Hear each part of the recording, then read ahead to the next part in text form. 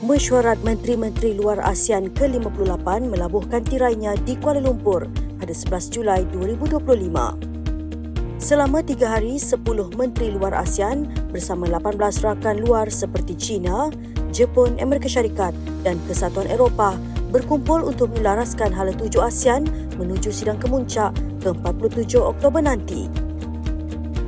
Hasilnya, 69 keputusan bersama dimuktamadkan mencerminkan usaha memperkukuh visi komuniti ASEAN 2045 dalam dunia yang semakin tidak menentu. Malaysia sebagai pengerusi ASEAN 2025 menekankan prinsip menentukan hala tuju sendiri.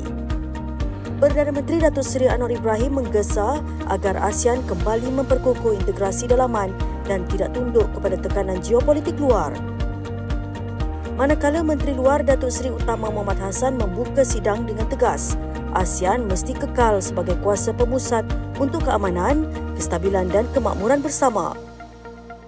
AMM 58 turut mengesahkan penyertaan Timor Leste sebagai anggota ke-11 ASEAN. Ini bukan sahaja langkah geopolitik tetapi simbol keterangkuman dan sokongan terhadap negara kecil yang masih membangun.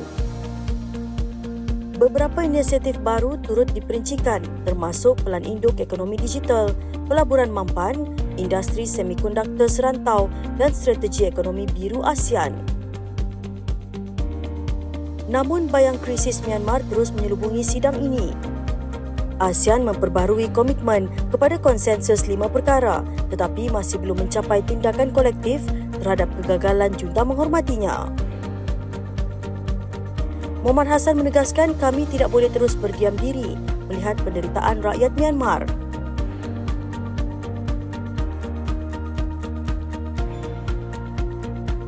Isu jerebu dan perubahan iklim turut dibangkitkan. ASEAN mempercepat penubuhan pusat pemantau jerebu serantau di Indonesia, namun tiada mekanisme penguatkuasaan bersama masih menjadi kelemahan utama. Dalam sektor digital, ASEAN dijangka menandatangani perjanjian ekonomi digital DEFA menjelang akhir tahun. Rangkaian keselamatan cyber dan kecerdasan buatan AI juga dimulakan memperkukuh keupayaan rantau ini dalam dunia teknologi tinggi. ASEAN turut mengulangi pendirian agar Laut Cina Selatan kekal aman dan bebas. Tahun 2026 akan diisytihar sebagai Tahun Kerjasama Maritim ASEAN. India menandakan kepentingan keselamatan perairan kepada pembangunan serantau. Aspek sosial juga diberi perhatian daripada pendidikan tinggi dan perlindungan pekerja migran hingga keselamatan makanan dan kemiskinan luar bandar. Dalam ucapan penutupnya, Muhammad Hassan merumuskan ASEAN 2045 bukan sahaja tentang membina masa depan tetapi menjadikan rantau ini milik rakyatnya, inklusif, hijau dan sejahtera. Kini tumpuan tertumpu kepada sidang kemuncak ASEAN ke-47 Oktober nanti di mana semua yang dirancang di Kuala Lumpur harus diterjemah kepada tindakan.